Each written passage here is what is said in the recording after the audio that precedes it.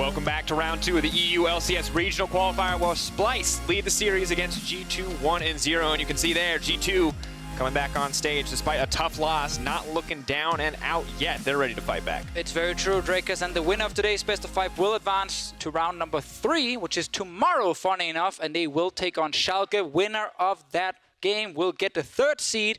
We'll have to play play-ins pretty quickly, actually. You get to win the 3rd seed, you go straight to Korea to boot camp, and then the play-ins will start early October. There's like no harder path in League of Legends than coming in as a 3rd seed for NA or EU or LCK or LPL, any of the regions that get a 3rd seed, because you play through Gauntlet, dead on with the region.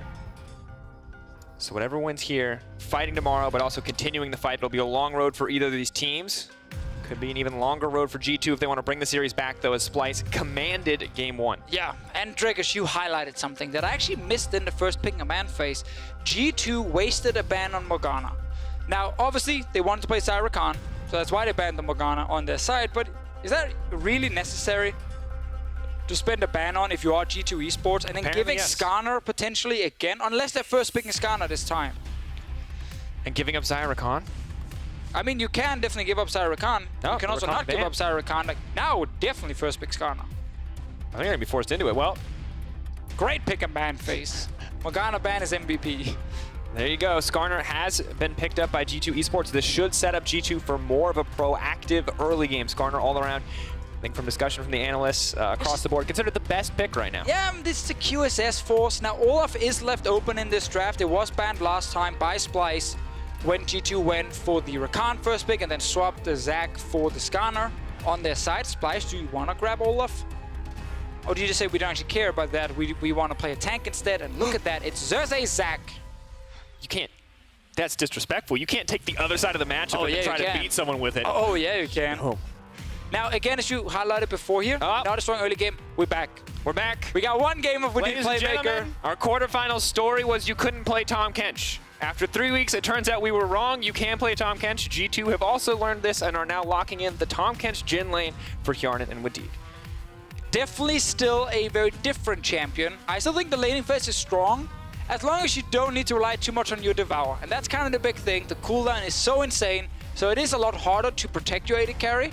But if you only need one Devour in a teamfight, it's still enough. And the laning phase is still good from Tahm Kench's side, and they're pairing up with Jhin, which is probably the preferred pick for Hjärnan if he actually wants to try and win his bottom lane. So this is a shift for G2. It's not the Ezreal saying we don't want to do anything on bot side. They actually can make plays now. And as we look at this draft, I feel like the bot lane is interesting. I want to see how well they can use the Tahm Kench. If this is the G2 that set themselves up for success with this defensive option. But the thing I have to point out, the thing backing it up right now that makes me happy is the jungle matchup, because Skarner on this patch, on 8.16, has a 100% win rate in EU. Yeah, that's a good sign. What's Ezreal's win rate? I don't know. You don't want to do what I'm doing and just pull out a number?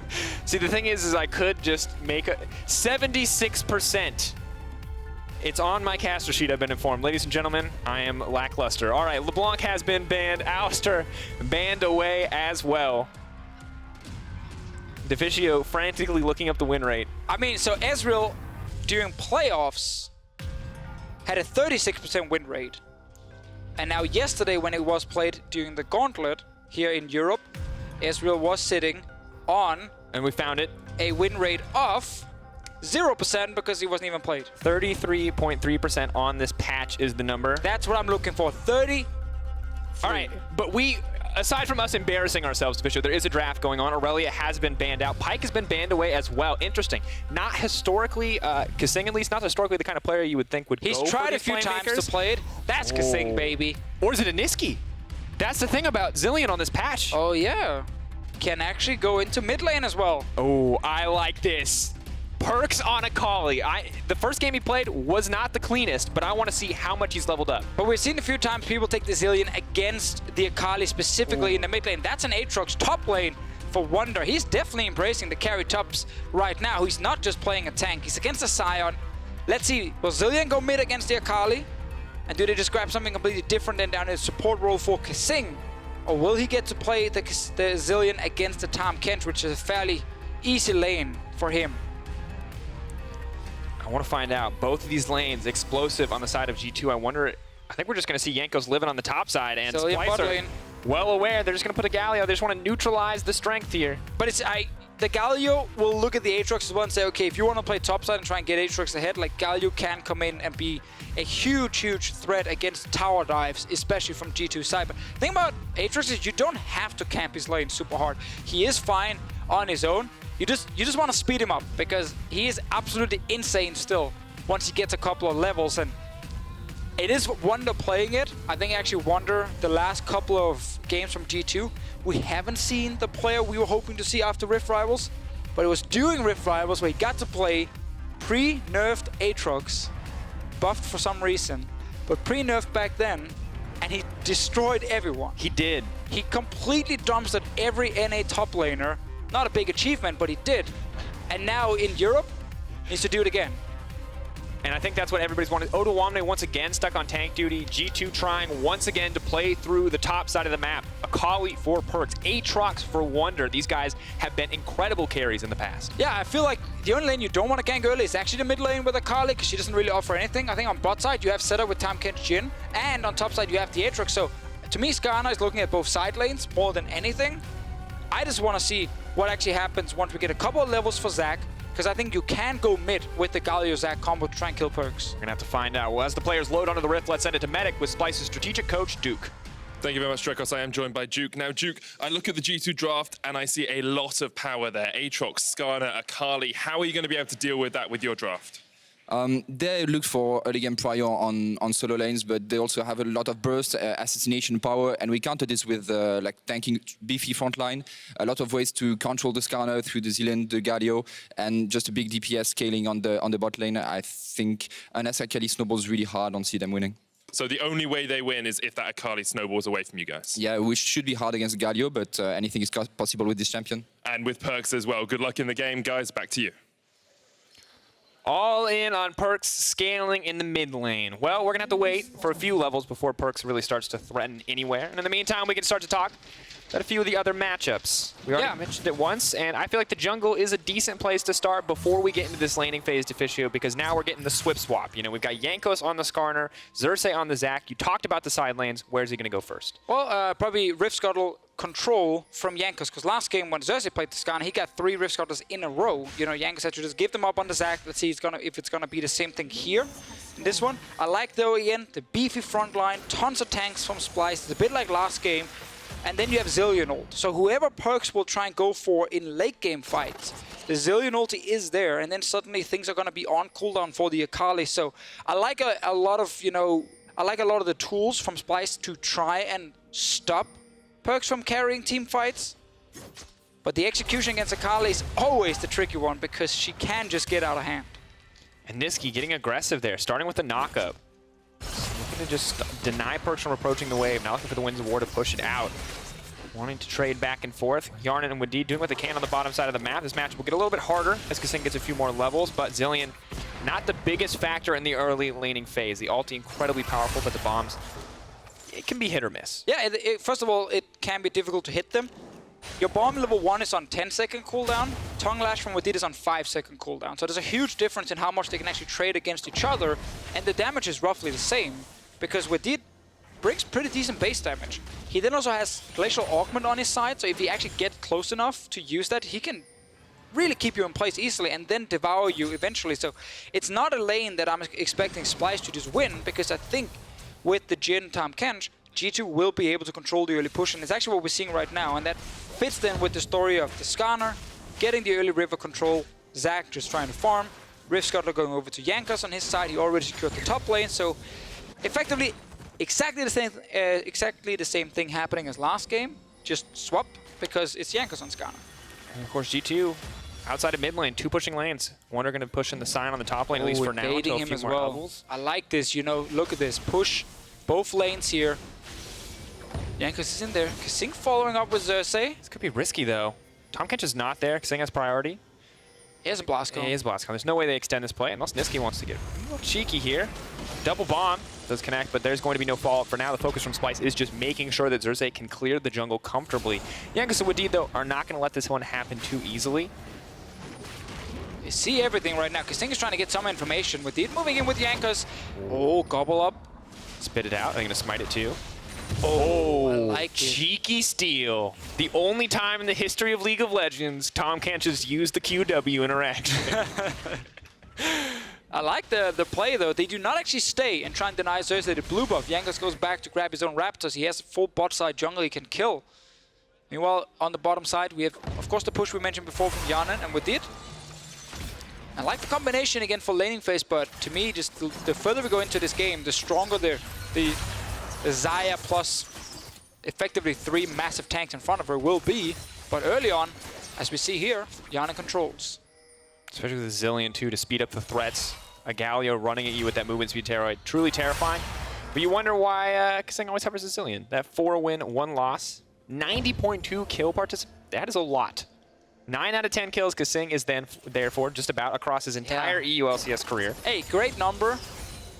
Kill participation, always a tricky stat though. Does it mean your team just never gets any kills? Like, is your team just sitting like, you know, 0 What it kills means for me, 25 minutes and then you get to team fight and you get all the kills? True. I can tell many stories. The story it tells to me is that we could just sit on the bottom lane all game if we were trying to watch this from the Splyce perspective, because we know nothing would happen without kaSing there. It's a fair point. What about mid lane where PerkZ is level 5 and Nisqy is forced back? He had to go in and help around the blue buff as well. He does not enjoy life right now. He's hard losing this lane. Very difficult. You really want Akali to leap in on you so you can be the one to CC her, but if you're the one to leap in, she just gets to walk away. I mean, you also really want to try and punish Akali a bit in the early game when she's not very strong. Right now, she's on 36 CS due to 23. Luckily, Nisqy can't TP back to lane, so we try and get something when PerkZ is recalling. Of course, Jankos and Xerxe just continue to battle it out here in the jungle matchup. Last game was pretty slow. This game, only 5 minutes in, admittedly, but maybe a bit of a more sped up tempo. Are going to back off in the play, though. Oh, comes in. One can connect, no minion waves there. Jankos now moving into the top side. You can see both junglers were crucial in the previous game. The story may continue here. Smite challenge down. They're going to try to bring Odoamne back in. Not going to get anything else, but will bully him out for now. Yeah, tried to force a flash right there. Odoamne kept it. Knew he could actually walk out of it. But what we're probably going to see later is when Xerxe jumps in with level 6, if they know where PerkZ is when they actually engage onto him, they can pull him back out of his little shroud there. And additionally, the taunt is one of the few forms of CC that can pull her out as well, because it is going to force her to auto-attack and reveal her. So it is, in general, like in terms of theory crafting, can be a very good matchup. So they have tools to get PerkZ in vision and actually try and burst him down. Nisqy kills the wave right here. PerkZ, will he all in with the ulti? It's a bait. Handling. Trying to get, ooh. Gonna back off. Nisqy really tried to get in a position where it looked like he was gonna be an easy kill for PerkZ, or at least an easy trade. But PerkZ did not go for it. He knew the enemy support was missing, and he didn't have any vision of Xerxe. Jankos, in theory, has an avenue to the top side of the map, but does not know where the enemy vision is, so does not push for any more. PerkZ now doing his best to push out before he backs. 58 CS is going to be in a nice position to get a little bit closer to the Gunblade if he wants to go for that first item. Yeah, Nisqy's gone back to base twice already. He just returned now. Down in CS. PerkZ with level 6 on his side suddenly brings a lot of burst damage. I'm waiting for Jankos level 6 as well. Why not just go mid then? Flash ult as Jankos with your Akali. Nisqy's dead. Get that first kill for him. Aatrox on his own will already snowball. He's fine. He's just gonna sit there. He's gonna get further and further ahead. He's gonna get a Black Cleaver, and then he will start being a huge threat. You don't need to actually get a kill on top side.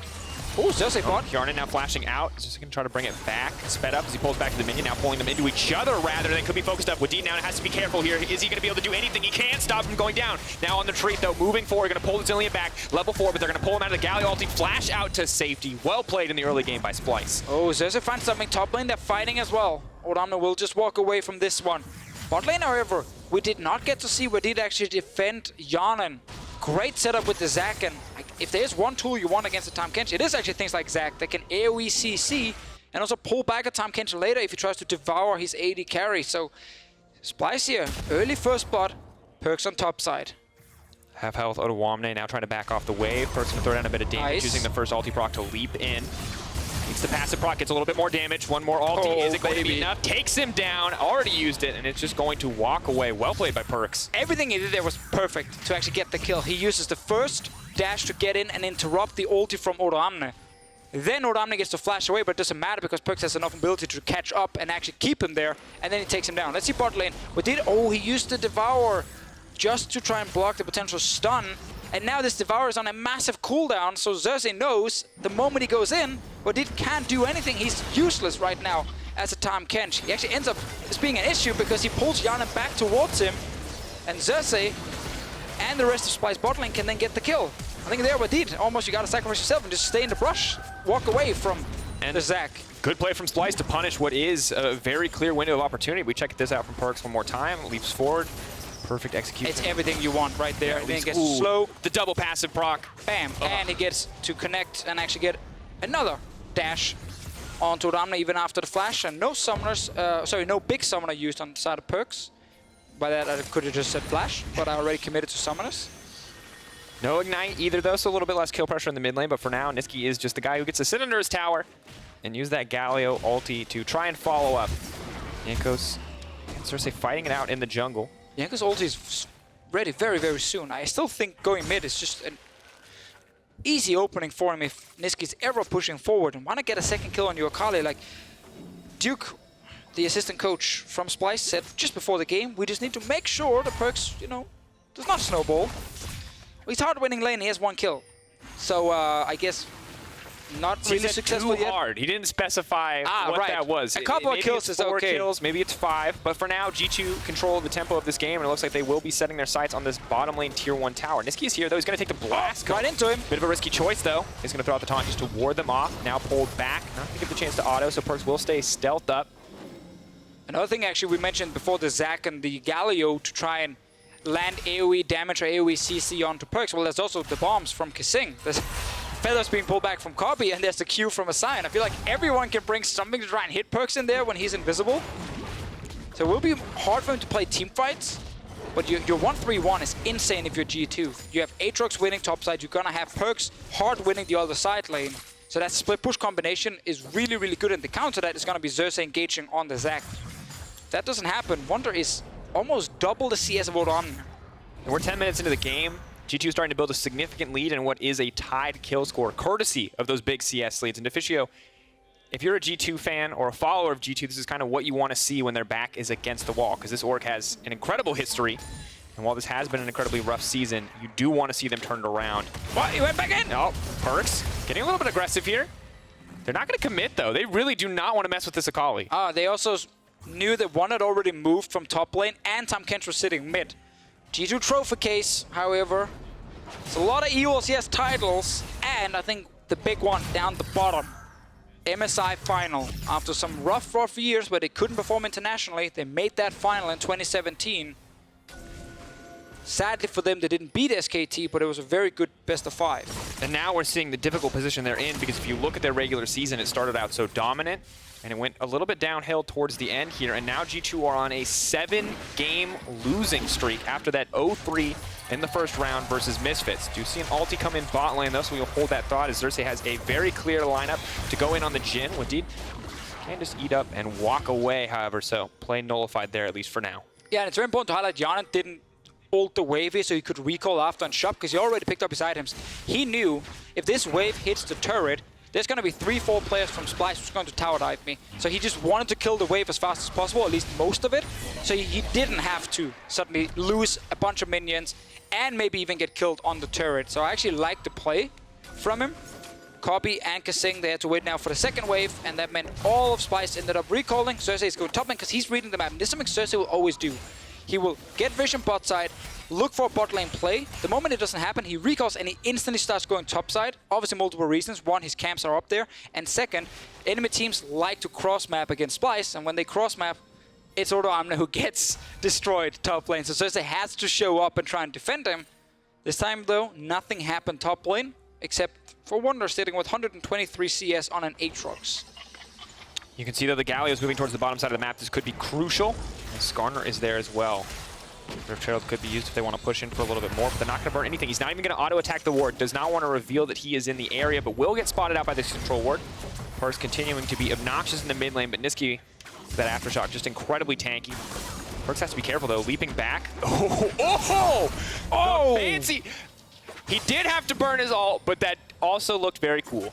Yeah, I think at first a little bit greedy jumping in without any help around, but Xerxe never got in to actually do anything to him because he was just dancing around. He's trying now. He's the Does Xayah. not have a lot of cooldowns here. Is going to try to dash out to safety. Stealth is there. This champion is so obnoxious. And while he's taking up the time of 2 members, Rift Herald is being summoned on the bottom side of the map. G2 looking to extend the gold lead. They're already up 2K, and they want to make it 3. This is the G2 we want to see. Super strong early game. You know, a jungler who's looking for plays around the lanes. PerkZ on an assassin where he can be a huge threat. And Wunder winning lane on a carry. It doesn't always happen. He tends to get shot down when he plays different carries on top side. But this one, he's been left alone. And now this team is fully controlling the game. Bombs, they're not going to block the stun. Xerxe maybe looking for a flank on the side. They do not have the man advantage, however. Immediate use of the ulti to stop Xayah from getting in any further. Galio ulti used back in return. Hjärnan and Wadid aren't even scared. Wunder is here, and the ulti is coming out. He wants to get the knockup, but Odoamne is there to deny it. Bomb in the belly. Wunder still in trouble. That ulti is going to fade away. Maybe this is a chance to turn it around. Sion going back in, but a nice sidestep. Wadid going to be the only one to get hit by the knockup there. Wunder can't go into the backside, but he's oh so low. This is the chance for Xerxe. He pulls him in. The knockup's there for Odo. That's going to be the turn. Exactly what they want, but Hjärnan is now going to fire shots to the backline. Kobbe has to be careful, but the beefy tank front line we talked about is there to body block for the backline of Splyce. Man, I love when Xerxe is playing Xayah. He's so good at this champion, and he's looking for engages. He was low on HP, but he still managed to find 3 people. That was the perfect combo. Kobbe, my friend. He's Heal's fine. already been used. Yeah, second and third stack, of course, closer in range. So if you're flashing the first one, it'd be a bit of a tough spot. PerkZ, though, just trying to wreak havoc, just trying to get an advantage back for the team. Double bomb does not connect. PerkZ now needs to make it out to safety. Good there. Slowed down. The knockup now pulling back. Odoamne might just slowly chase this one down. PerkZ has the ulti, though. He can turn and burn Yeah, this. don't get too confident here, Odo. Here comes kaSing. Does he have enough mana? He doesn't!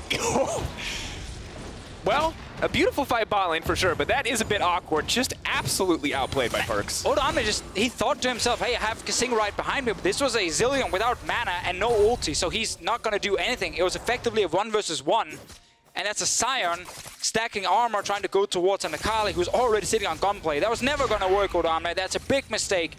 Another kill for PerkZ, despite the bot lane fight going in Splyce's favor. They lost all this damage on the mid lane turret, so it's going to drop now. Wadid is fighting now 1v1 on top side. Now pulling him back. Hjärnan is going to land the snare. Good chain CC coming through. Doesn't mean Xerxe just going to leap out. Not going to get much else there, though. The channel, as Nisqy does manage to get to level 11. PerkZ now running for his life, but no CC is going to connect. Healing up there on the 5-point strike. And you just can't lock PerkZ down. They had a theory here where they thought they could stop the Akali, but it's just not happening. Yeah, we highlighted the 5 champions who can all do AoE damage or CC to try and get the Akali when she's invisible, but they're not hitting it right now. All 3 outer turrets are gone. This is the play bot side. Xerxe on Xayah. It's so fun to see how good he is at actually getting in range here. He gets the flash plus ulti, 3 people knocked back. This is the perfect setup for you into the taunt from Nisqy. You don't have a lot of damage, but you have enough to get some kills. Ideally here you get a bit more because again, look at the minimap, guys. In the mid lane, PerkZ is just sitting there. He's not moving. He's getting a bunch of damage on the turret, and then Odoamne gives him that kill right after. And that replay, of course, brought to you by Acer Predator. And wondering where the Resident Predator is, because PerkZ is the man that can run, that can stalk these guys, that can run them down in the side lanes. If he was in that fight, a lot of people would have died, but Splyce seeing their opportunity and taking it. They're going to need a few more, though. They want to keep things going. Ulti already used by Kobbe. Can't try to stop PerkZ from getting in the fight, but it might just be too little too late. kaSing is even going to burn the ultimate. Yes, he is. Oh, the flash! Get the resurrection, but now they're just going to burn him down. Galio's on the way in, but PerkZ is not even going to get hit by the CC. Pulled back into the middle of the team. Kobbe now trying to run. Is he going to get it? No! 5-point strike. Taken down in the end as Wunder goes 2v1 on the bottom side. Nisqy backs off. Let's swap cameras. Let's look at Wunder. Is he going to get the resurrection? Are they going to wait out for it? Beautiful dash to deny the ultimate from the Xayah. My God, action everywhere. Yeah, and G2 in full control. Last game was very slow, very passive from their side. They kind of looked like they weren't actually ready to play here on the big stage after losing so many games in a row. But this one here, aggressive solo laners with the Aatrox and the Akali. We get Wadid back on Tahm Kench as well, and suddenly G2 looked like a completely new team. We haven't seen these guys in almost 2 months playing like this. Winning the early game super hard, snowballing. And Splyce, whenever they try to fight, they're just losing something. And this top end, this potential from G2 kind of gives us a reminder as to why so many analysts predicted in their favor despite not seeing them. Is because we know the individual potential of players like Wunder, Jankos, PerkZ, how smart players like Hjärnan and Wadid can be as well. We hadn't seen it, but we are starting to see it now here in Game 2. And now if you're Splyce, again, you've lost everything. Like, there's really no way for you to get a big advantage right now, so you're just trying to defend and get all the waves you can. And they play topside. They're actually staying alive for as long as possible, but the problem is the moment a Zilean ult is used, kaSing can't do anything in the fight, and he will eventually die. And PerkZ gets that last hit again onto Kobbe. So you have 3 kills on the Akali. And once again, as Duke said, do not let Akali snowball out of control. I feel like she's kind of out of control right now. I think that might be the case. I think 3-0-1 and a 30 CS lead is probably enough to definitively call PerkZ out of control. What would really be out of control is if he tried to kill Kobbe right here. He's not going to risk it, and he will just wait for his team to get an objective on the bottom side of the map. But Splyce grouping on top side where there is nothing for them to take. Now, despite how explosive this game has been, it's only 19 minutes, Deficio. Baron's not even on the table for either of these lineups because it hasn't spawned yet. Nico's going to try to pull back. Oh, wasn't ready. Didn't want to mess with him. Big, scary slime man. PerkZ right there. You could take him. Probably could have. Yeah. But why burn the ulti? Jungler not going to be important yet. There's really no follow-up objective to take. In 45 seconds, though, that story will change. However, Jhin, Akali, probably not the most threatening duo when it comes to Baron. Wunder, however, Right. 70 CS up, Deficio. Yeah, again, we talk so much about PerkZ in this game here, but obviously Wunder is just going to town on Odoamne, and there's really nothing the Sion can do against it, because whenever you try anything, yeah, you're just gonna see this Aatrox heal back and just out-damage you. And we now see what could either be a Duskblade or a Youmuu's. I'm It's a gonna Ghostblade. assume Youmuu's. Extra movement speed is going to be nice to have, and Cooldown reduction. Odoamne doesn't get to play the game. Hjärnan is going to get eaten up, but they're going to be pulled back. What? That was an interesting interaction. I think he got knocked up to deny the knockback. Awkward use of the CC there. We're going to have to see a replay on that one to see exactly what went down in the exchange. Once again, though, it's a fight bot lane. Pulling back, Wunder has been taunted, is going to get the ultimate out, though. That's going to be crucial. Splyce still playing on the back foot as PerkZ has priority in the mid lane and will look to push for that tier 2 tower. They're trying again. With 5 members, it's the only thing that Kobbe can't do is just try and 5 versus 5, but whenever they do it, they don't have any damage right now because it's all about scaling on the Splyce side, and PerkZ will He's just just walk waiting. away. He knows that they do not have a threat there. Kobbe has to be safe. Everyone stops their back timers. If that had been any other AD carry, you know, without an ulti to actually become untargetable, PerkZ would probably jump in and try and kill them. And Deficio, this is G2's largest lead in the game since week 6 of the LCS. I said it 2 months, man. Like, we have not seen this team win early game this hard. Oh no. Blastcone brought PerkZ back into the team. Luckily for him, manages to slow him down before he goes for anything else. Oh, there it is. The knockup! Oh, that's the most awkward thing I've ever seen, Odoamne, you poor man, you couldn't have known. That's just unlucky. Thank you so much, observers. That replay was otherwise insignificant. I just had to know how that worked out. But would have pulled the Tahm, Kench, and Jhin right back into the team. And unfortunately, Sion said no. I feel bad for Xerxe, man. I really feel like he's doing everything he can do. But it's not even Odo's fault. I know, but that's just unlucky, right? Like, this Xayah has done so many things to try and set up kills for his team, but every time he brings someone into the team, they have no damage. They just can't kill anyone. And bless the internet, someone out there's gonna be like, how could you not know about this really specific interaction? You're a professional player. But it's just, you Happens don't in every game I play. You don't run into these circumstances. So Odoamne knows for next time not to charge the CC. But now Splyce, they're kind of just doing what they can to hold on at this stage of the game. We know that in theory, if they go late, if they can stop the Akali from getting to the backline, they can pull out a win here. But G2 has gotten literally everything that they wanted in the early game. And that's kind of the thing, right, with G2. Back when they were super good at playing the early game, they would often get really far ahead at 20-25 minutes, but then slow down around Baron, because they wouldn't be super clean at securing the big objective into then finishing the games. So really good late game teams could stall like a Fnatic and get to late game team fights, and then Reckless or whatever could then suddenly win the fight, and G2 would feel pretty bad because they got a 5-6k goal lead, but then couldn't actually win the game. Splyce, they are the kind of team who can try and stall for late game, but I feel like this time around they are so far down, it should be impossible for them to defend the side lanes. They will eventually lose the Baron as well. I don't see a way G2 lose this game. It's difficult, especially when Odoamne has to run from the side lane matchup, when Nisqy can't really go toe-to-toe with either of the side laners, can just do what he can to clear the waves. PerkZ has been taunted up, though, but is not going to get an auto attack off, so they're going to have to back off. Threatening on the backside, pulling back. PerkZ is playing under the enemy tower. Gotta love those Akali interactions. So there's just nothing that they can do. All of that CC, if they try to put it on PerkZ, they're just going to get dove by the remaining members. Let's see, Wunder on bot side once again. Xerxe will try his best when it comes to finding this, but as we highlighted before here with the split push, you just can't get the fight you want to Splyce because you're just losing something mid if you're going bot, you're losing something top as well. Eventually there's a wave coming in. G2 right now are playing a split push game. They're not allowing Splyce anyway to get back in the game. Have to wonder what Splyce could have done to stop this from happening. PerkZ has been immaculate this game, I think it's safe to say. We wanted to see if his Akali had improved since last time we saw it on stage, where it was admittedly good, but a little bit sloppy here and there.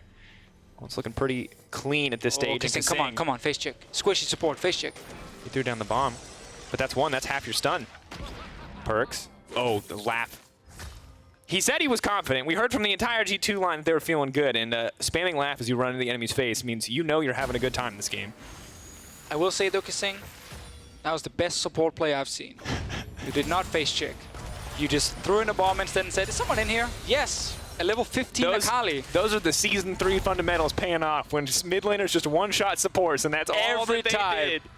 Support ran around back when Oracle, if you remember that item. Yep, 400 gold. And if you died, it would disappear, so you were just so scared, and every mid laner was like an assassin who could burst you down like 3 times. Zed, Ahri, good era, good era. Now we're back in that era, because we have Akali. He's gonna dash back. Okay, they're trying with the AoE again. Gonna get pulled back. There's nothing to connect onto. To hit. And the second use of the ulti just to get him out to safety. And meanwhile, the rest of G2 is on the bottom side taking this tier 2 tower, and it just continues to show us that there's not really a right choice for Splyce. They either have to go all in for this trade, knowing they're going to give something up. The most that they can hope for feels like a 50-50. Or an even trade, rather, not a 50-50. Right, and it actually showing again why Akali is considered such a hard champ to play against when she gets ahead, because it's not just about her damage, it's about how hard it is to actually shut her down. Because she can just go into her shroud, she becomes invisible, you literally cannot see her. And then she has mobility as well to try and get away. Old Akali could only use ulti towards champions. So she couldn't actually use all this extra mobility to also jump over a wall, get out of a skill shot, whatever it is, but new Akali can't do that. So when you try and go to kill her, unless you get point and click CC, before she even gets her W down, you can maybe burst her, but that's so difficult. And it's just a nightmare, because not including any skills whatsoever, Akali passive right now does about 350 damage. A key part of her kit to be sure, but that alone combined with the execute on the second cast, perfect execution, is just an absolute nightmare to play against. Kobbe has his ulti to keep him safe. He has kaSing's ulti to keep him safe, and you know that on top of the Mikhail's. But I still don't know if that's enough to survive an Akali diving in. No, because the problem is, once you've used all of that, you haven't killed anyone. Because you are either up in the air as Kobbe, not dealing damage, or you are reviving, not dealing damage. Who else is going to kill people? The Zac? The Sion? No, they're not going to kill anyone. So you actually need Kobbe to be able to auto-attack in late-game team fights. But because they're so far down, he's probably never going to be allowed to auto-attack. He's just going to either be dead or up in the air. G2 now starting the Baron, probably knowing that as well, that Kobbe really cannot comfortably approach, that team fights are not set up to go in the favor of Splyce at this stage of the game. Xing having to slow down PerkZ. Throwing out those bombs is incredibly risky, however, because the second you throw one, you can't stun him. Where is he? Oh, he's getting out again. Oh, PerkZ, he's having so much fun. Xing has ulti, but I can't even blame him. I didn't expect that much damage to come out from the Akali. G2 now sights, though, on the mid lane. Righteous Glory has been used. Jankos running in. Could look to take down Kobbe here. There's no kaSing. They're trying to get the knockup. Has pulled back Zac midair to stop and deny the entrance. The wombo combo could now come through. Okay. Wunder could get the reset. Is going to get it as well. Will resurrect, but Hjärnan is now on the backside. They're trying to go in. PerkZ doesn't even care. He's pushing in on the top side. They get one on the side of Splyce, but G2 still very much in control. Yeah, here, once again, Splyce tried to show us what their comp can do. When they get the massive tanks, all the AoE engage in the front, problem for them, they only get one kill. And then everyone else from G2 gets to walk away from this one. So Splyce, despite executing some of the fights, are simply not at a point again where they can't get enough from it to get back in the game. This is the play on top side. Second burn this bomb, you're dead. Yep, jumps in, and here, kaSing could ult himself, but he doesn't expect this damage coming in. Oh, it's like melee Zoe. Nisqy jumps away, and now we actually get a pretty good setup. Like, Xerxe jumps in. I like the ult from Jankos, so Xerxe can't instantly do anything, and then we get the combination of Sion, Zac, plus Galio. Kobbe is free hitting in this fight. This is the perfect setup for Splyce, but it only gives them one kill.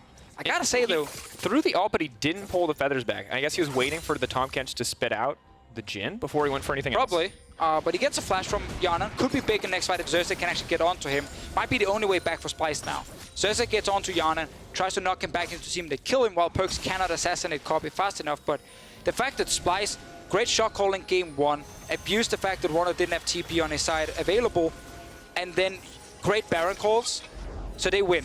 It actually looked pretty dominating. Now G2 pick super strong solo laners. They get the Skarner first pick and they destroy Splyce, for now at least. Sets up a very fun best of 5. Individual picks are key here. PerkZ now on the backside looking to pick up kaSing. Has used the Shroud to reset. PerkZ now unstoppable, going back in on Xerxe. Nobody's going to survive from this. Wunder now hunting down the prey. The curtain call is coming out. It might just be curtains for Splyce. Now pulling back. Xerxe gone into the passive. PerkZ all but untouched. I set him a little boblet. TP to buy a little bit of time, but that's not going to stop him from dying. Tower going to fall. Inhibitor sure to follow. Kobbe and Odoamne have to play safe. If they die here, the game could just end in the favor of G2. 29 minutes in, G2 didn't even need the Baron so far to get the first inhib. Odoamne and Splyce not able to do anything, and now G2 will get the Baron on the way out. Another big fight, and PerkZ, second time he assassinates kaSing before he ults himself. And for kaSing, there's really no right choice, because if you ult yourself in that instance, you can't ult your AD carry. But I guess it's a superior alternative to just dying. The Zilean pick, in theory, is supposed to counter a lot of what G2 wanted to do, but it is just not working out. They will get their Baron. They will extend their gold lead. More than 10K in their favor. What a different story here in Game 2. Yeah, such a turnaround from G2 Esports. Losing 7 games in a row before this one, and now looking this good. kaSing, as you see on top side, he doesn't want to use ult early on himself in case PerkZ just swaps the target. And then he just gets bursted down. Like there's a Lich Bane as well on the Akali right now. Nothing the rest of Splyce can do. Kobbe can never properly auto-attack in these fights. So he will drop as well. Baron now for G2. Looks like one last fight and the game should be over here. And G2 will look then at a 1-1 score after losing game 1. Best way possible to bounce back in game 2. I would say we heard a lot about momentum in that first interview at the start of the day with Grabs, is we weren't worried about the opposing momentum. I was a little worried there in game 1, but now in game 2 it is G2 taking that momentum back. And Splyce won in a very Splyce way. Very slow, very controlled. G2 winning in what I think we can safely call a very G2 way. Individual players making the difference, coming up clutch. I would say G2 at the start of Summer Split and Spring Split way, yes, not end of Summer Split. Definitely true. And I think that it's so important to highlight how this team, we've asked so many times, when can they actually start playing early game again? This is what we're getting in this game here. Big for them here in the corner run. Not only do you have to beat Splyce today, you also then have to try and beat Schalke tomorrow, so it is really rough. And I know Splyce, after this game, he will be able to adapt. They can look at Akali and say, we should maybe just get rid of it in the second phase. We don't have to leave it open. Could be the option here. We'll back off, though, on the play. Not going to push for anything more on the fight. They know PerkZ is top side. PerkZ hunting down Nisqy here, getting those passive procs and doing so much damage, even to the tanky stats of that Galio.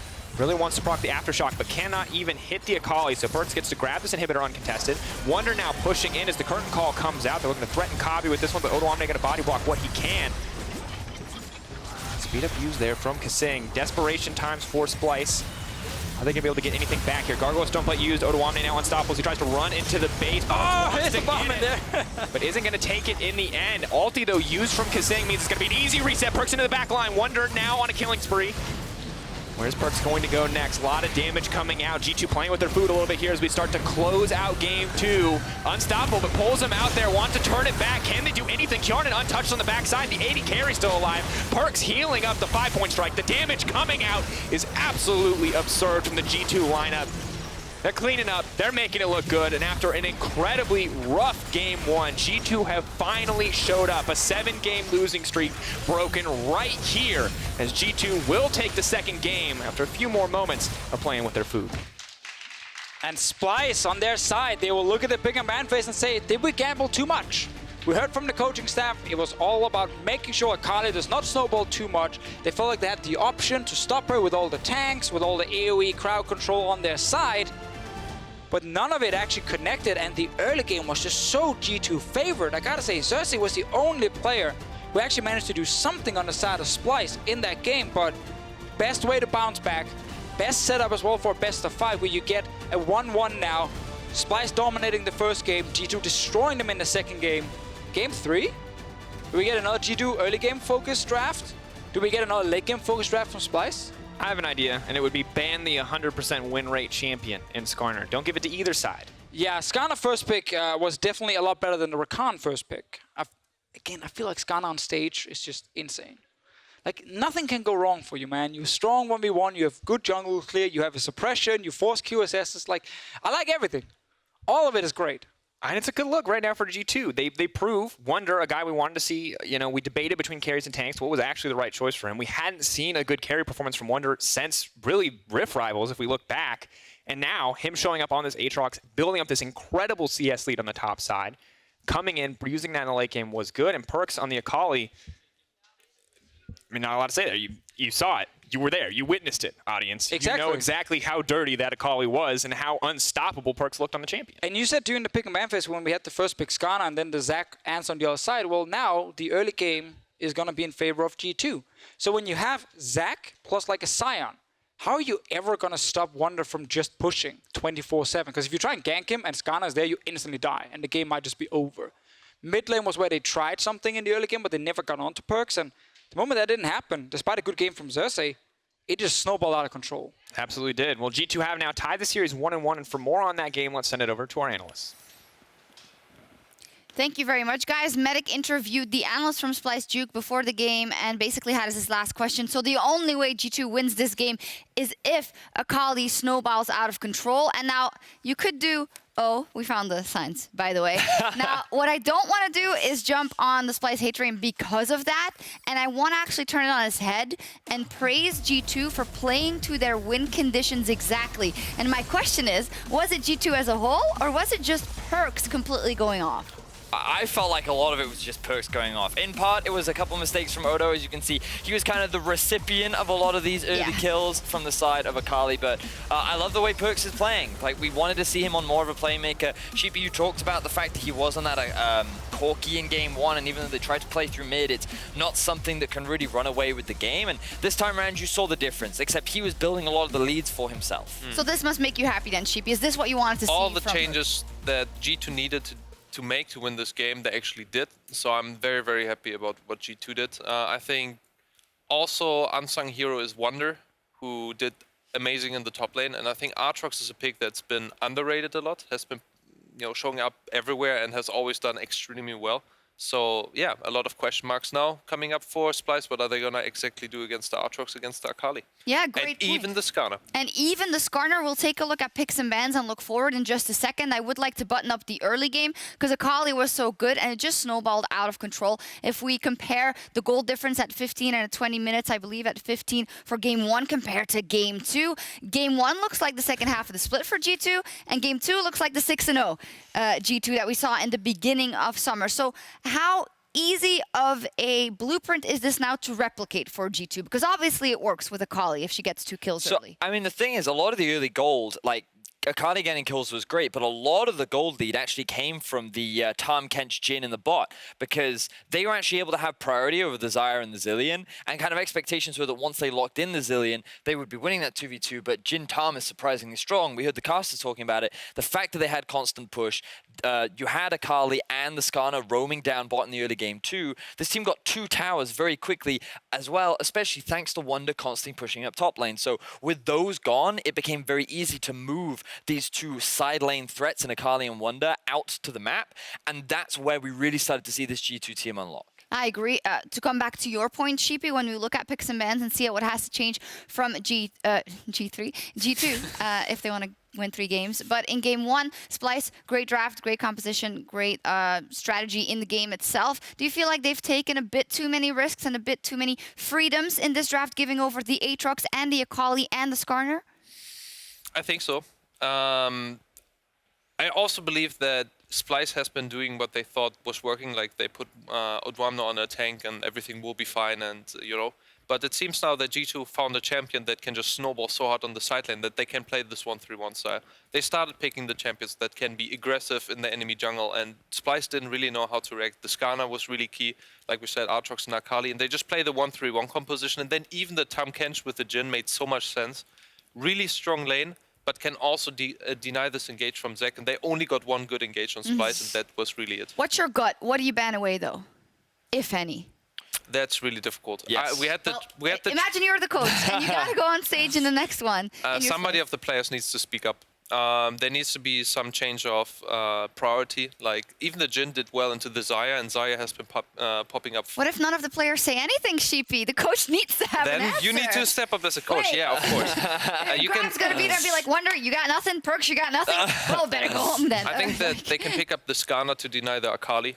Yeah. That's an idea, because what Schalke did when they played against Akali, they picked all the lockdown. They picked Sjokz for top lane. They picked Lissandra for mid lane. They picked Skarner. You know, just this point and click CC to shut him down. The Braum, like, it was impossible to play. So that's a good start. Yeah, I think that's a good strategy. What I think interesting about that is that what was the perfect composition. And I remember in draft, you did say, I actually don't understand where PerkZ is going for this Akali when the enemy team has Zilean. Little did we know he was going to pop off the way he did. The thing is, I thought the Zilean would go mid, and I feel like Zilean mid does a really good job of controlling Akali, because even in her Shroud, you can get locked down by the bombs, and we know that, I feel like this is something that Nisqy would be more than happy to play, and it's something that also makes her one-shot potential really difficult. But the thing that really impressed me about G2 was that they didn't fall into the trap of trying to team fight with this comp. You know, you mentioned it earlier, Sheepy, the fact that we only saw one good ult and kind of setup from the side of Splyce where they got 2 kills towards the bot lane. That was the only time we saw it. Outside from that, G2 was like, let's not play to their biggest strength, which is 5v5 team fighting. Let's just divide the map and rely on our individual skill to outplay them, which often worked out in their favor. And that's a pretty hard thing to do when you see that most games devolve into just team fights all the time. But if you are this far ahead, I think that was wonderfully executed by G2. But nothing overboard yet for Splyce either. 1-1 in the first game. They could rely on their strengths, a lot of team fighting, getting the objectives as well. In game 2, G2 ran away with the game. So my question is, how does Splyce now reinsert the things that were working for them yesterday and in game 1? For instance, I've not seen Kobbe that much at all. So what has G2 done to negate him, and what can Splyce do to bring that beautiful X factor back into the game? So I think a higher priority needs to be put onto things like Tahm Kench. I think you need to take that off of Wadid, keep the Rakan ban in there, see what else he can bring out. Because I think that we saw yesterday, they're more than happy to play the Tahm, and I think it works. I also think you should consider throwing a ban towards the Aatrox and just leave the Akali pick there. Because I think there are ways in dealing with Akali in isolation, but when you have this much power on both your side lanes,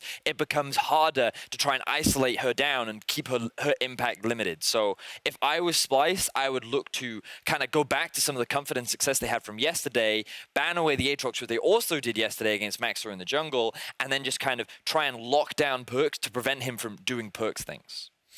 I do believe that maybe Tahm Kench is not as important, maybe to deny it from the enemy, but I think that's why I would do it, yeah. The engage is really, really important for Splyce, because I think G2 should be very comfortable playing the 1-3-1 setup, so you should deny this, and I think G2 should be afraid of the 5v5 in mid-game, so you should enable that as Splyce. So really pick engage. I think in this game as well, they didn't engage enough with Xerxe towards mid lane. They should have done that constantly, and they just didn't.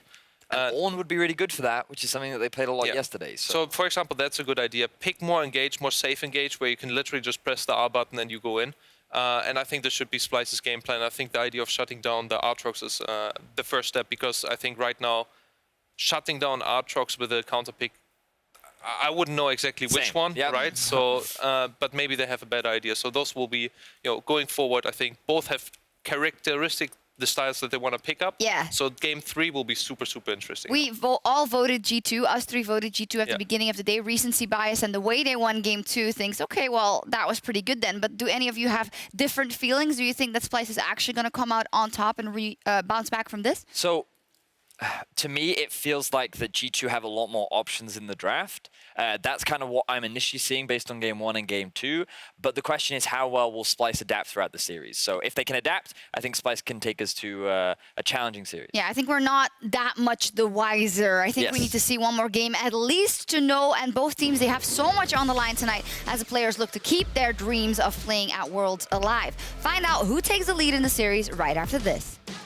Try to bring it back, sped up as he pulls back to the minion, now pulling them into each other rather than could be focused up. Wadid now has to be careful here. Is he going to be able to do anything? He can't stop him going down, or can't go into the backside, but he's oh so low. This is Xerxe! He pulls him in! The knock-up's there for Odo! That's going to be the turn, exactly what they want, but Hjärnan is now going to fire shots to the backline. Kobbe has to be careful. Yes, he is. Oh, Kobbe the is going to flash! get the resurrection, but now they're just going to burn him down. Galio's on the way in, but PerkZ is not even going to get hit by the CC. Pulled back into the middle of the team. Kobbe now trying to run. Is he going to get it? No. 5-point strike. Gone into the passive. PerkZ all but untouched. I set him a little boblets. TP to buy a little bit of time, but that's not going to stop him from dying, as G2 will take the second game after a few more moments of playing with their food.